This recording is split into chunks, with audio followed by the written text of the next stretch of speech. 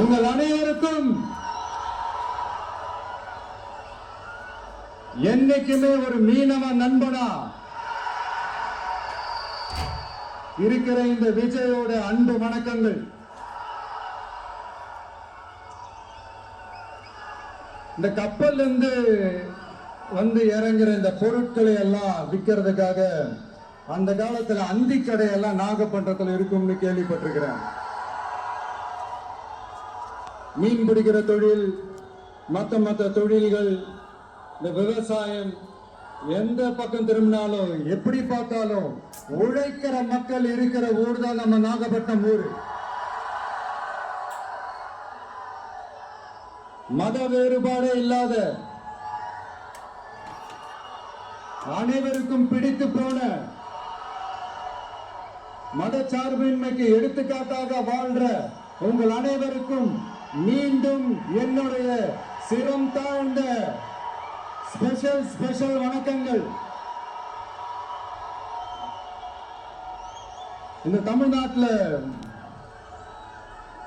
இந்த மீன் ஏற்றுமதியில 2வது இடத்துல இருக்கிறது நம்ம நாகப்பட்டினம் ஹார்பர் தான். ஆனா அங்க நவீன வசதிகளோட இந்த மீன் பதப்படுத்துற இந்த மாடர்ன் தொழிற்சாலைகள்லாம் இல்லை. அது மட்டும் இல்ல, இந்த அடிப்படை வசதிகள் கொண்ட இந்த வீடுகள்லாம் இல்லாம ரொம்ப அதிகமா இந்த குடிசை பகுதிகள் இருக்கிற ஊரு நம்ம நாகப்பட்டினம் ஊரு தான்.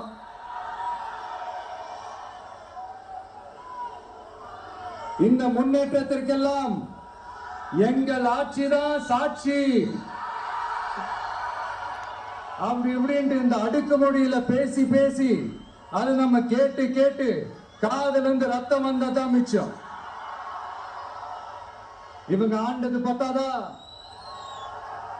இப்படி தவிக்கிறாங்களே நம்ம மக்கள், அது பத்தாதா?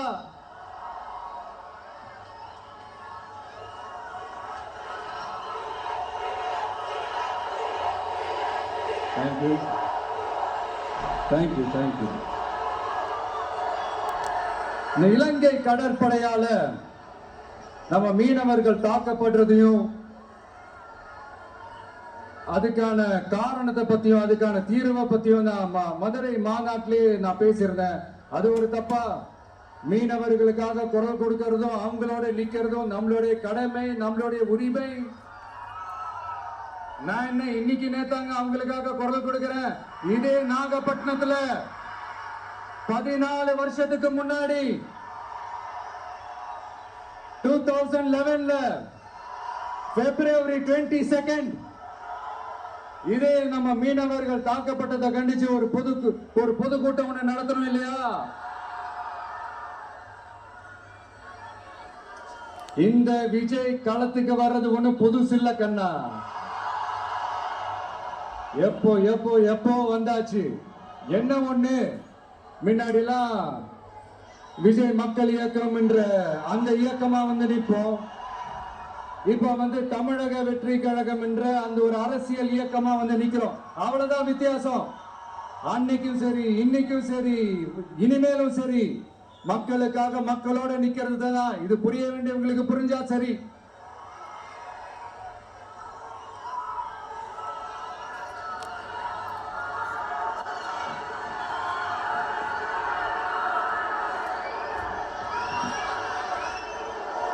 மீனவர்களுக்காக குரல் கொடுக்கிற இதே சமயத்துல நம்ம தொப்புள் கொடி உறவுகளான ஈழத் தமிழர்கள்,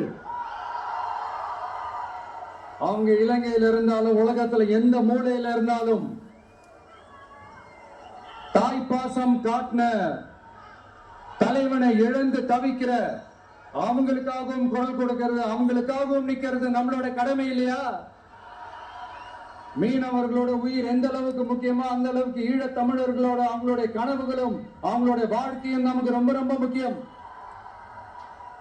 நம்ம மீனவர்கள் படுற இந்த கஷ்டத்தை எல்லாம் பார்த்து ஒரு பெருசா ஒரு கடிதம் ஒண்ணு எழுதிட்டு அதுக்கப்புறம் கப்சிப்னு சைலண்டா போறதுக்கு நாம ஒண்ணு இந்த கபட நாடக திமுக அரசும் கிடையாது. மத்த மீனவர்கள்